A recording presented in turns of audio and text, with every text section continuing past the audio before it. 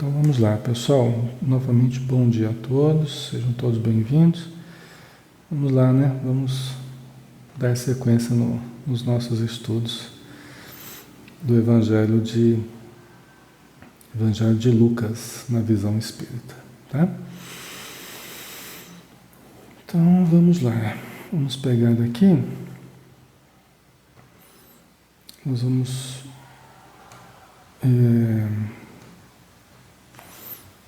vamos começar capítulo 10, continuidade, né? Capítulo 9, versículo 17, tá?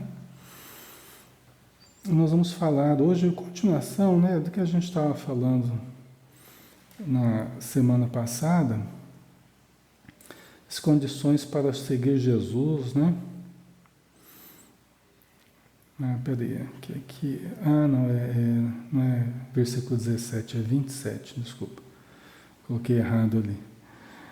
Então, as condições para seguir Jesus, né? Pois quem se envergonhar de mim e de minhas palavras, o Filho do Homem também se envergonhará dele quando vier na sua glória e na do Pai e dos santos anjos, né?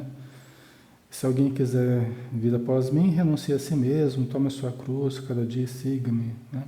Então, quem quiser salvar a sua vida, perdê-la-á, mas o que perder a sua vida por causa de mim, esse a salvará, tá? A gente falava sobre isso, né? E agora, iniciando, capítulo 9, versículo 27, a vinda próxima do reino, né?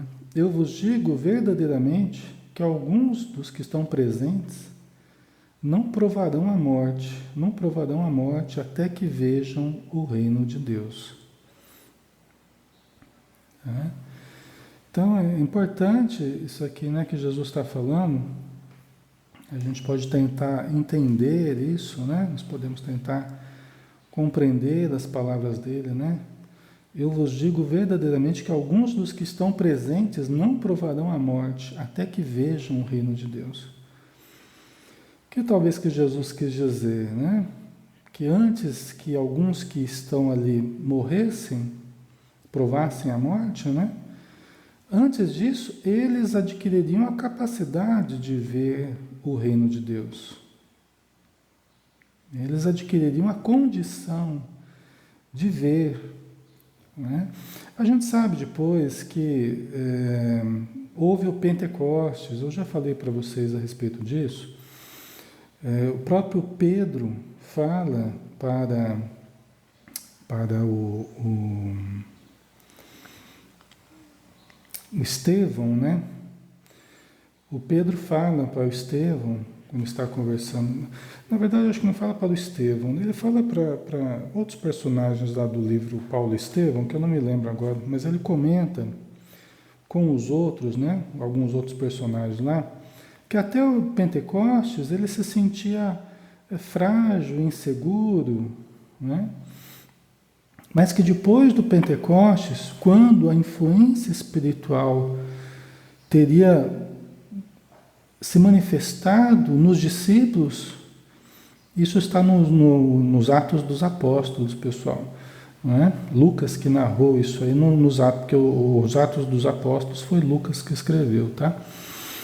Então, o Pedro fala, né, que até o Pentecostes, quando as línguas de fogo desceram, né, sobre os discípulos, e que eles começaram a falar em várias línguas diferentes e que foram compreendidas por pessoas de regiões diferentes que ali estavam, parece que surgiu uma condição diferente em Pedro. Ele fala isso. Parece que se abriu uma condição diferente, parece que algo mudou dentro dele.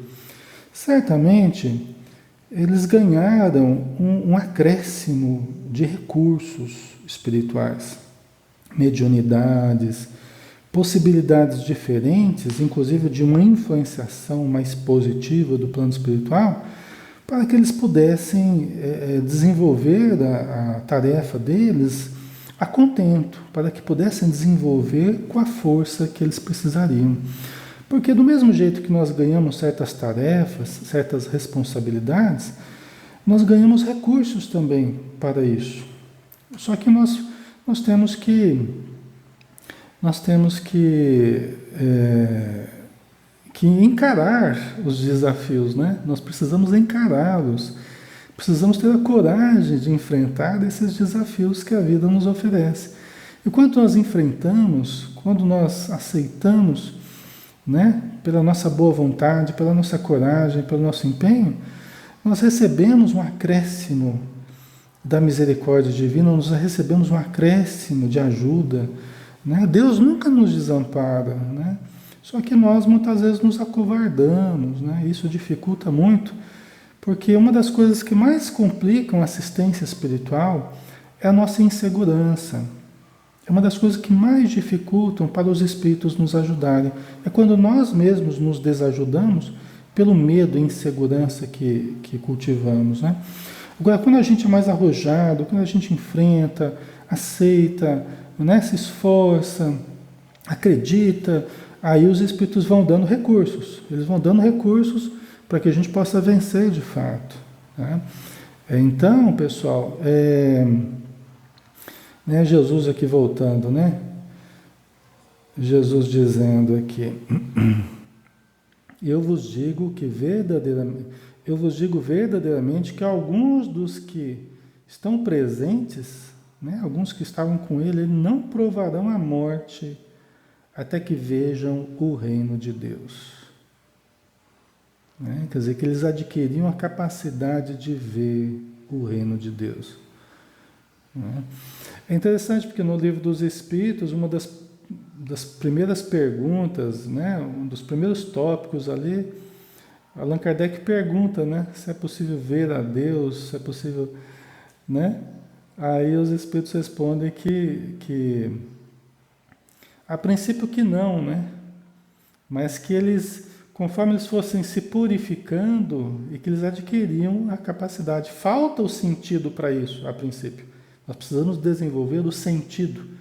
Nós temos sentidos para enxergar a matéria, o sentido para sentir o tato, né, o calor, o frio, mas nós temos que desenvolver o sentido para ver as coisas espirituais, para ver a Deus, para ver o reino de Deus, nós precisamos desenvolver a intuição, no dizer de Joana de Ângeles, né? Precisamos desenvolver a intuição, as capacidades do espírito imortal, né? Então acredito que Jesus quis dizer isso. Alguns dos que estão presentes não provarão a morte, não vão morrer até que vejam o reino de Deus. Né? Quer dizer, que vão ver, vão adquirir a condição primeiro de ver o reino de Deus, de entrar em contato mais íntimo e direto com as esferas invisíveis. E nós sabemos que muitos deles, de fato, adquiriram grande condição, né? Entre eles o próprio Paulo de Tarso, Simão Pedro, o Tiago, o João, né? O João foi inspiradíssimo, né? Então nós terminamos esse tópico, né? A vinda próxima do reino, né? Aí nós vamos entrar na transfiguração, que na verdade é o assunto principal de hoje, tá? Então vamos lá. Capítulo 9, versículo 28. Mais ou menos 8 dias depois dessas palavras dele, tomando a Pedro, João e Tiago, ele subiu a montanha para orar. A transfiguração do Monte Tabor, né? Então eles subiram no Monte Tabor para orar, né? Então, olha só, Pedro, Tiago e João, novamente.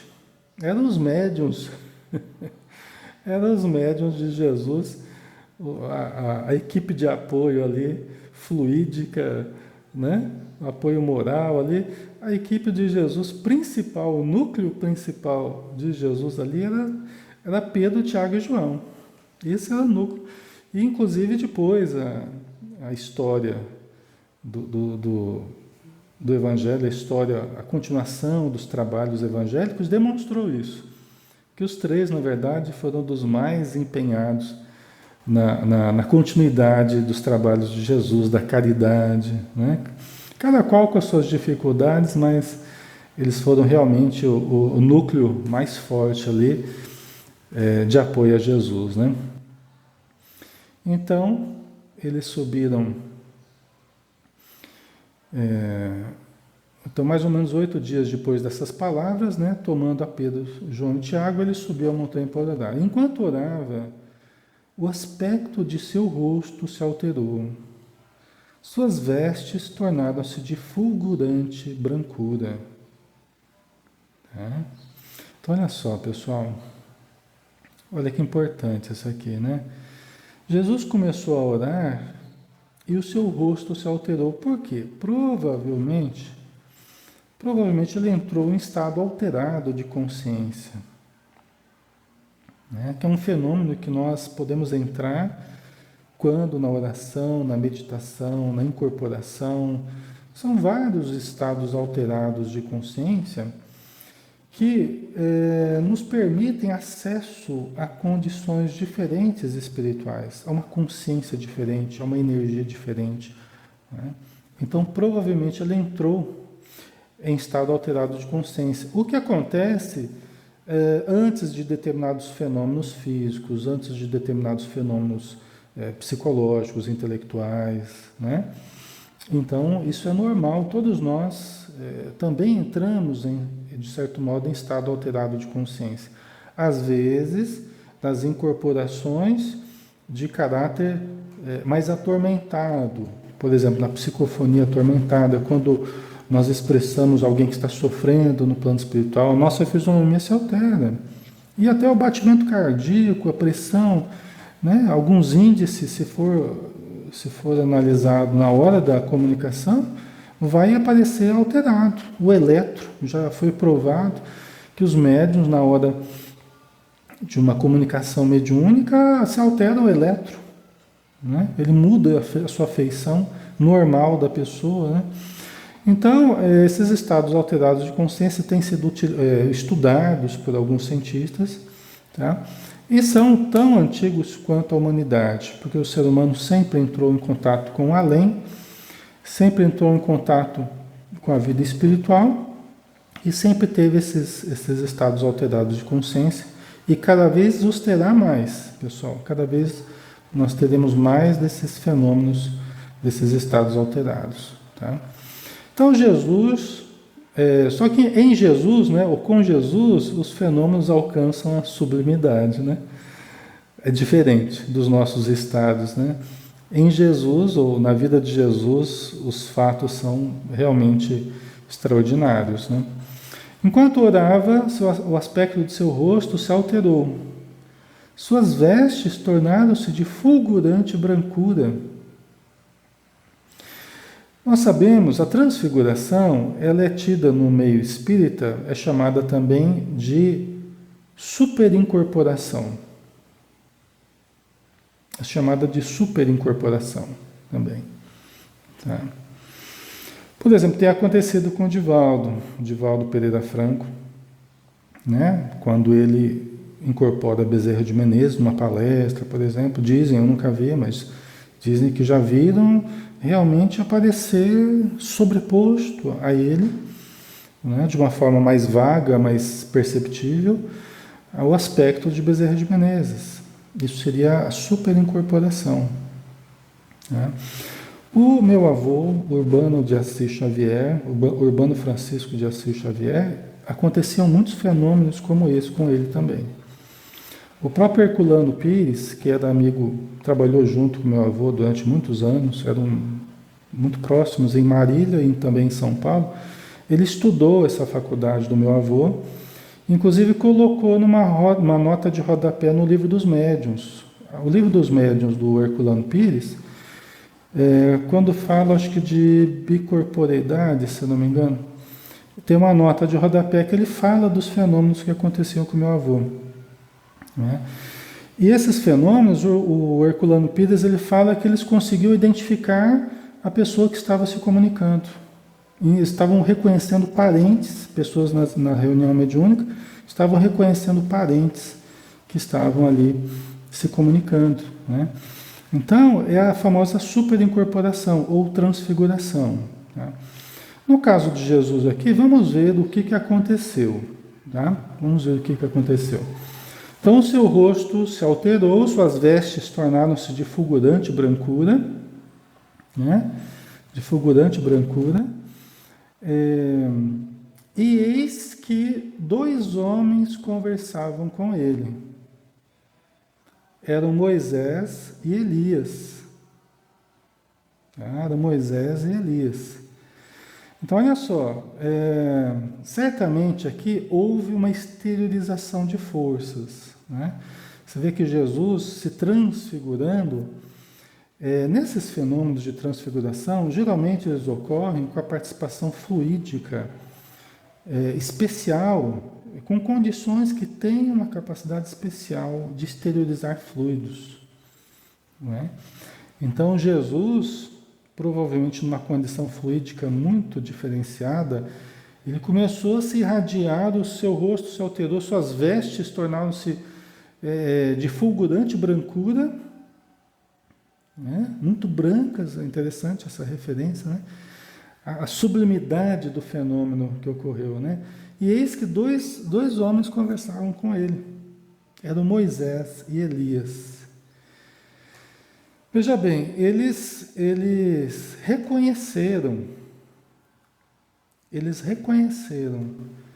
de alguma forma não sabemos como exatamente, nós não sabemos como, no Evangelho não nos diz, as pessoas podem falar, fazer conjecturas,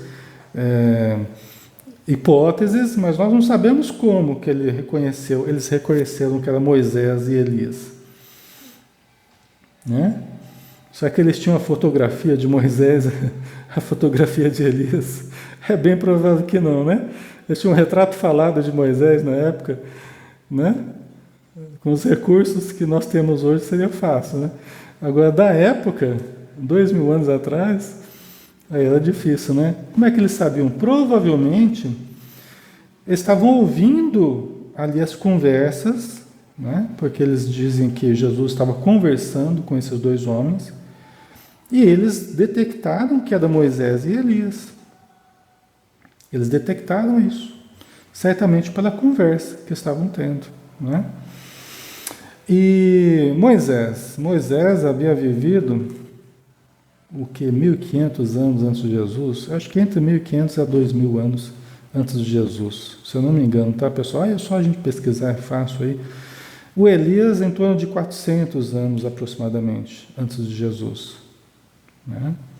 Então aqui um fenômeno absolutamente extraordinário, que é a comunicação, o contato com os espíritos, o contato claro, límpido, né? E o Pedro, Tiago e João vendo isso acontecer, foram testemunhas ali desse grande fenômeno. É um fenômeno absolutamente extraordinário, porque muitos citam Moisés, se eu não me engano, no Deuteronômio, né? Muitos citam Moisés, a proibição de Moisés, né, que Moisés colocou para o povo hebreu, a proibição de consultar os mortos, de consultar adivinhos, de não sei o que. Aí ele fala, né, que ele dá a entender uma certa proibição para entrar em contato com o além. Humberto de Campos nos explica, num dos seus livros, e ele sempre como um historiador do Evangelho, é um escritor, né? Já era famoso aqui na Terra e continuou escrevendo através do Chico Xavier. O Humberto de Campos, ele conta que, certamente fazendo uma pesquisa aí histórica, né? Humberto de Campos conta que Moisés, ele acreditava muito na mediunidade. Ele era um grande médium, né? Os fenômenos que ocorreram lá no Egito, quando ele libertou o povo hebreu do Egito e tal. Isso aí foi repleto de fenômenos interessantes. Ele era um grande médium, né? Até o recebimento da Tábua das Leis, dos 10 Mandamentos, nitidamente inspirado, né? Um fenômeno mediúnico ali. E são códigos, é um código que até hoje é a base do direito, né, a base das nossas relações. Então, tal a importância dele como médium e do que ele recebeu para a humanidade, né? Então, Moisés acreditava muito na mediunidade. Ele tinha muita esperança no bom uso da mediunidade. O que ele fez? Ele treinou algumas pessoas preparou, preparou algumas pessoas para se prestarem às consultas espirituais, né? Preparou alguns médiuns para se prestarem às consultas espirituais. Porque ele tinha uma grande esperança no contato com o além. Contato esse que ele mantinha. Né? Que ele mantinha. O que aconteceu? Então ele preparou essas pessoas e colocou à disposição do seu povo ali para que eles passassem a consultar esses médiuns, né? E por infelicidade dele, né, com muita decepção para ele, ele observou uma coisa que até hoje existe.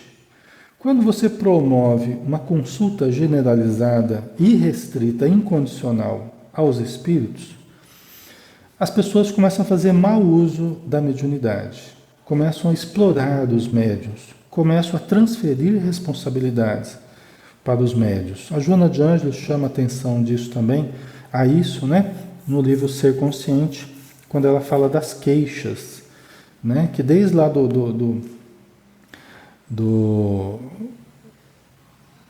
da Grécia Antiga, né, o Templo de Delfos, na Grécia Antiga, que as pessoas, os consulentes, procuravam as médiuns, as pitonisas, né, para invocar o deus Apolo, para invocar, né, aqueles que iriam responder às suas queixas, né, numa evidente transferência de responsabilidade para os espíritos. As queixas se multiplicavam, as pessoas acorriam a fazer as suas queixas e as suas perguntas para os médiuns, né? Na Grécia Antiga, assim como também lá ali as médiuns que Moisés preparou, né? Na Grécia Antiga, inclusive na entrada do Templo de Delfos, estava inscrita aquela frase: conhece-te a ti mesmo.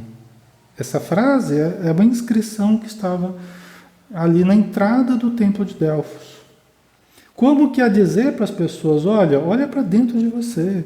Você está vindo procurar aqui as suas respostas, mas as respostas estão dentro de você. Tá? Mas voltamos ali a Moisés, né? O que aconteceu? As pessoas procuraram Moisés, procuraram essas médiuns apenas com assuntos triviais, apenas com assuntos como é hoje ainda os interesses materiais, afetivos, em evidente, em flagrante desrespeito a esse contato que ele tinha com uma coisa tão importante, uma coisa tão profunda, e ele via as pessoas malbaratarem esses recursos. O que aconteceu? Chegou uma hora que ele perdeu a paciência e realmente baixou a lei, né? Como a gente diz, realmente deixando apenas para o conselho dos anciãos esse contato com o além. Então isso está no Humberto de Campos, vocês podem procurar também, podem pesquisar, vocês vão achar. Né? Depois, se eu achar, eu passo para vocês também. Então, agora, após quase 2000 anos depois de Moisés, está Jesus com Moisés e com Elias, como que acabando com aquela proibição, como que refazendo agora as novas estruturas para a religião, né? Para o contato com o além. E Jesus não se cansou de entrar em contato com o além para ajudar, né? A gente vê isso no seu evangelho o tempo todo. Ok, pessoal? Então Moisés e Elias estavam ali. E tem um outro detalhe aqui que a gente precisa também considerar, muito importante, né? Então tá, estavam dois homens ali conversando com ele, que eram Moisés e Elias. Mas peraí, a gente não tinha falado que Elias era João Batista reencarnado? Né? Que Elias tinha reencarnado como João Batista, ali contemporâneo a Jesus, era primo de Jesus, preparou a tarefa de Jesus.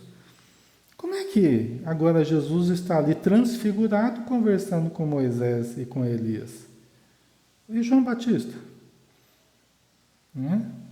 E João Batista? Cadê João Batista? João Batista já havia sido decapitado. Ou seja, ele já havia voltado ao plano espiritual. E certamente nesse momento aqui, ele apareceu como sendo Elias. Não apareceu como sendo João Batista. Por alguma razão que nós desconhecemos, mas ele apareceu como sendo Elias. Porque no próprio Evangelho a gente vê, eu já falei isso para vocês, né, que perguntaram, mas não iria vir o Elias primeiro, depois vinha o Messias, né, o Salvador. Tá? Aí Jesus falou, Elias já veio e não o reconheceram. E fizeram com ele o que quiseram. E consta no Evangelho, e eles entenderam que Jesus estava falando de João Batista, que já tinha sido morto, tinha sido assassinado. Tá? Então, outro detalhe aqui, João Batista já tinha voltado para o plano espiritual e ele se apresentou como sendo a personalidade de Elias. Ok.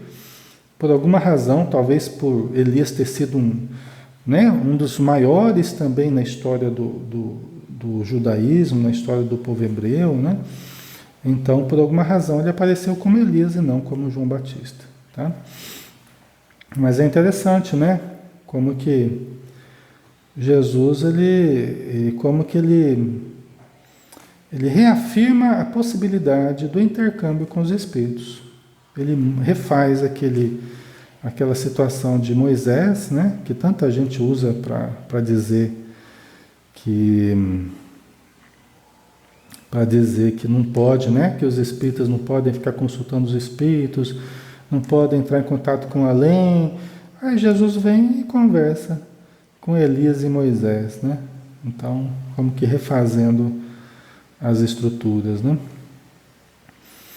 Certo? Deixa eu ver o que vocês estão escrevendo aqui. Ok. Tá, se falar aí do Bezerra de Menezes, né? Do Divaldo, certo. Ok. Então tá bom. Então vamos continuar, pessoal.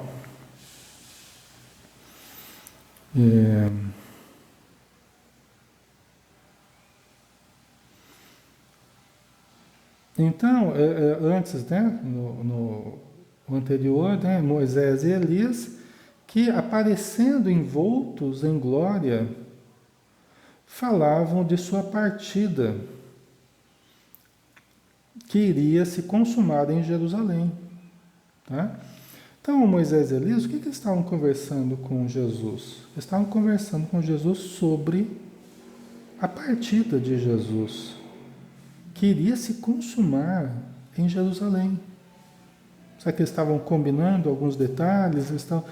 Ora, Moisés, né, um espírito de muita condição, dos maiores, né, do nosso planeta, certamente.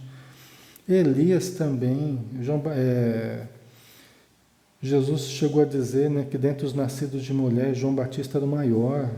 Certamente espíritos dos mais comprometidos com a tarefa de Jesus, dos mais comprometidos com o cronograma de Jesus, com o planejamento de Jesus para a sua tarefa, estava ali, talvez, né, estabelecendo detalhes ali, como que as coisas iriam ocorrer.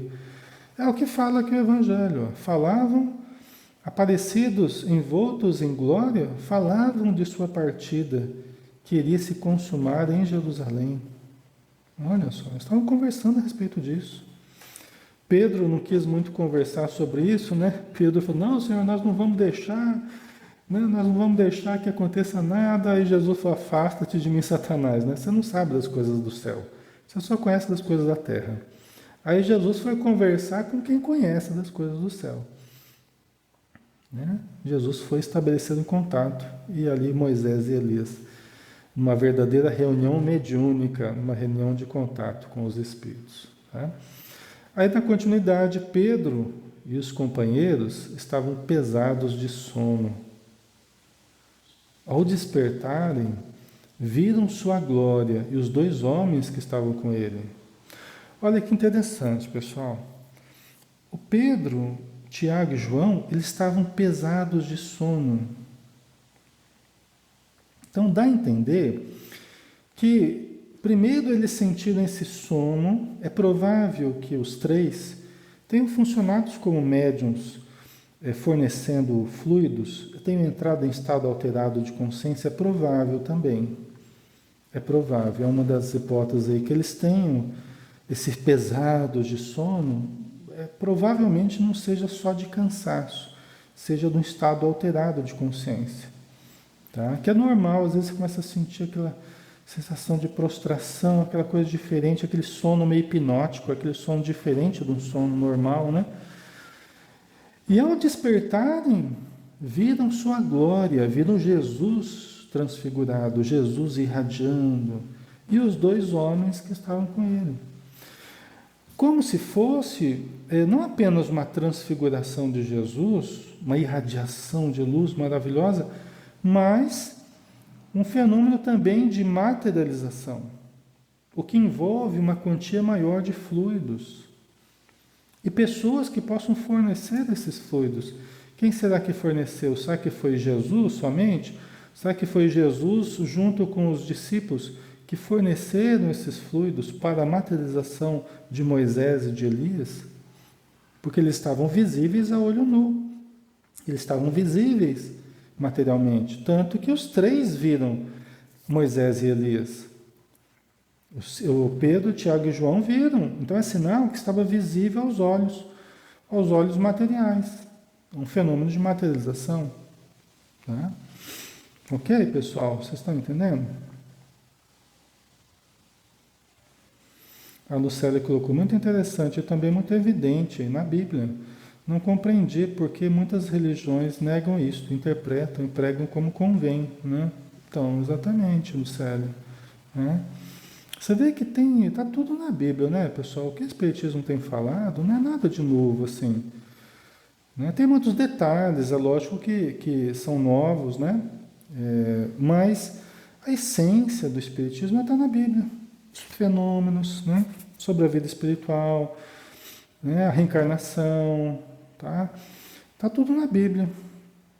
Okay? É só a gente procurar que a gente acha. Não tem nenhuma negação. Tem gente que fala que o Espiritismo, inclusive, não é cristão, né? Não segue Jesus. Ela não sabe nada, né, de Espiritismo, quem fala isso, né? Porque o Espiritismo é eminentemente cristão.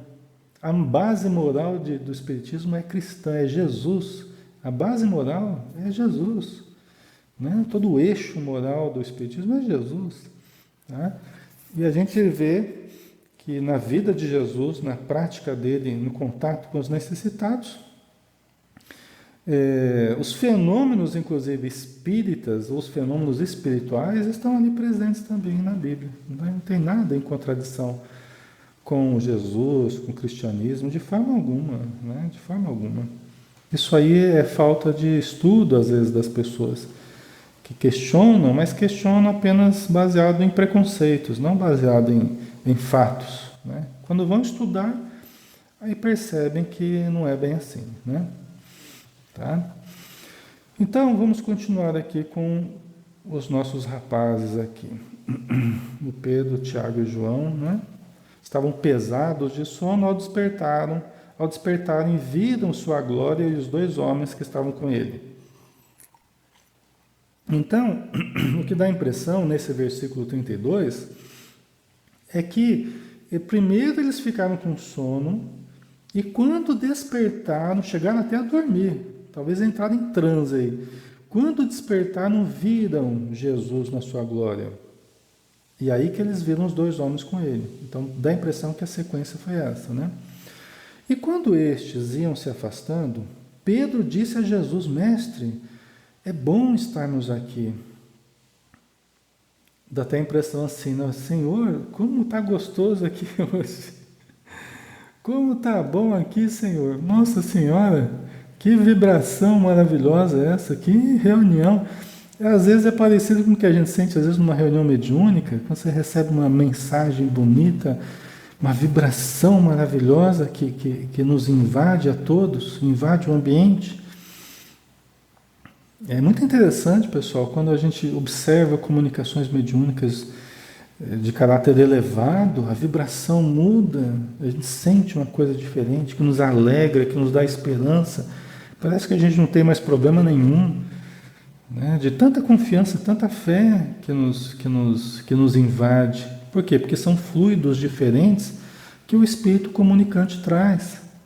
E esses fluidos, eles mexem conosco, né? E mudam o nosso estado mental, emocional, né? Por alguns instantes, né? Às vezes até permanecendo durante um longo período, como uma coisa boa que nos aconteceu, né? Então eu creio que é parecido com o que Pedro está sentindo aqui. Senhor, é bom estarmos aqui. Que gostoso, Senhor, que coisa maravilhosa é essa, né? Que a gente está sentindo.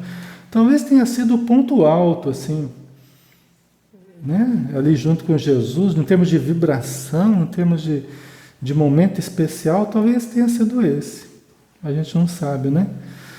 Mas vamos ver daqui, vamos terminar só esse trecho aqui, né? Então, mestre, como é bom estarmos aqui, é bom estarmos aqui. Façamos, pois, 3 tendas. Uma para ti, outra para Moisés e outra para Elias. Mas sem saber do que dizia, né? Pedro, na espontaneidade dele, na confiança dele, né? Até uma certa ingenuidade dele, tadinho, né? Por quê? Porque na época faltavam informações para que ele entendesse o que estava acontecendo. Olha que ele viu Moisés ali, materializado ao lado de Jesus, e Elias também materializado. Ele falou, nossa Senhora, eu não quero sair mais daqui não. Então vamos fazer 3 tendas, já que a gente vai passar a noite aqui, vamos fazer 3 tendas, Senhor, uma para o Senhor, outra para Moisés, outra para Elias, achando que eles iriam precisar de tendas, né? Eram espíritos que estavam ali materializados, né? Mas é interessante o Pedro, né? Como é que ele reagia, né? Ele era o primeiro que manifestava o seu sentimento, né? A sua confiança. É interessante isso. E aí vamos ver o que Jesus falou, né? Vamos lá. Pedro ainda falava, quando uma nuvem desceu e os cobriu com sua sombra. E ao entrarem eles na nuvem, os discípulos se atemorizaram. Da nuvem, porém, veio uma voz dizendo, este é o meu filho, o eleito. Ouvi-o. Deve ter sido uma voz de Cid Moreira, este é meu filho, né? Aquela coisa faz parte do acontecimento aí, né? Mas olha que interessante, pessoal. A gente sabe que quando nós teremos um efeito físico com uma materialização, por exemplo, envolve fluidos, o ectoplasma, que é leitoso, esbranquiçado, de um cheiro especialíssimo, como diz os estudiosos, um cheiro muito especial, né? É como se fosse um protoplasma, uma massa viva, né? Pode ter um aspecto assim de uma fumaça, pode ter sido isso, porque eles já estavam para ir embora, o Moisés e o Elias, talvez como que foi se desfazendo aquela formação fluídica. Por isso, provavelmente, no meu entender, por isso a nuvem, né? Ainda falava como quando uma nuvem desceu e os cobriu com a sua sombra, né? É como se ficarem envoltos ali por aquela nuvem. Talvez os fluidos tenham se dispersado. E ao entrarem eles na nuvem, os discípulos se atemorizaram, eles não estavam entendendo o que estava acontecendo, né? Só que, na presença ainda dos fluidos, foi possível o fenômeno de voz direta. Né? Foi possível ainda, quer dizer, foi desfeito o corpo passageiro, o corpo fluídico ali de Moisés e Elias, foi desfeito, né? O corpo materializado ali, baseado em ectoplasma, mas as energias estavam no ambiente ali. As forças estavam no ambiente. O que proporcionou o fenômeno de voz direta. O que é o fenômeno de voz direta? É quando os espíritos, utilizando-se do ectoplasma, utilizando-se da força nervosa dos médiuns exteriorizada, que é o que aconteceu provavelmente aí, para a materialização, eles conseguem falar e a voz dos espíritos se torna audível materialmente. Por quê? Porque O ectoplasma, ele seria o intermediário entre o espírito e a matéria. Seria a energia mediúnica, a energia intermediária. Então, aquilo que os espíritos falam, que normalmente a gente não ouve, com a presença do ectoplasma, esses sons se tornam audíveis para nós na frequência material. Tá? São frequências específicas para o nosso ouvido captar na matéria. Né? Nosso ouvido só capta uma determinada faixa de frequência. Tá? Ok? Então, continuando aqui, para a gente terminar. Então, essa voz aí, né? Essa voz, este é o meu filho, o eleito, ouviu, né? Certamente aí para marcar esse momento, né? Para fechar esse momento com chave de ouro e ficar registrado isso na lembrança dos três, do Pedro, Tiago e João, né? Ao ressoar essa voz, Jesus ficou sozinho. Aí, ó. Vê que houve essa voz ainda, os fluidos estavam ali. Hora que ressoou essa voz, eles viram Jesus estava sozinho. A nuvem tinha desaparecido, tal, a voz também, e Moisés e Elias também tinham sumido. Né? Eles tinham sumido e ficou apenas Jesus. Jesus ficou sozinho. Os discípulos manifestaram silêncio. Acho que eles não sabiam nem o que falar, né? E naqueles dias a ninguém contaram coisa alguma do que tinham visto. Interessante, né? Aí acaba aqui esse tópico, né? Você vê que acho que foi uma experiência tão diferente para eles. Imagina se fosse com a gente, né? Acho que primeiro que a gente saía correndo. Se víssemos dois espíritos ali materializados, não sei não, acho que perna, né? Perna é para que te quero, né? Acho que o pessoal já saía correndo. Mas eles ficaram ali, né? Observando tudo, né? Meio assustados, num certo momento eles ficaram meio assustados, não sabiam o que estava acontecendo, mas presenciaram esse fenômeno extraordinário que Jesus proporcionou para eles, né? Certamente para demonstrar para eles as possibilidades de contato com o além, a veracidade de que os espíritos existem, estão ali e nós não estamos vendo muitas vezes, mas em situações especiais podemos vê-los. Em situações especialíssimas nós podemos detectá-los. Tem médiuns que vêm quase como se visse os encarnados, né? Tem gente que... O Chico Xavier, por exemplo, era assim. O Chico Xavier, uma vez falaram para ele assim: Chico, você precisava comprar um carro, Chico. Você fica andando a pé para lá e para cá e tal. Você precisava de um carro, né? Aí o Chico falou assim: você está doido? Eu não sei distinguir quem que está encarnado e quem que não está. Já pensou Chico de carro, né? Sem distinguir quem que está vivo e quem que não está. É um perigo, né? Então tem alguns médiuns que não podem mesmo, viu? Tem alguns médiuns que não podem nem dirigir carro, moto, essas coisas, porque faz uma confusão tão grande e se torna perigoso mesmo, né? Tá? Pessoal, nós vamos finalizando já 10 para as 10 no meu, para alguns de vocês 10 para as 11, né? Nós vamos aproveitar essa pausa natural, a semana que vem a gente continua com os estudos, né?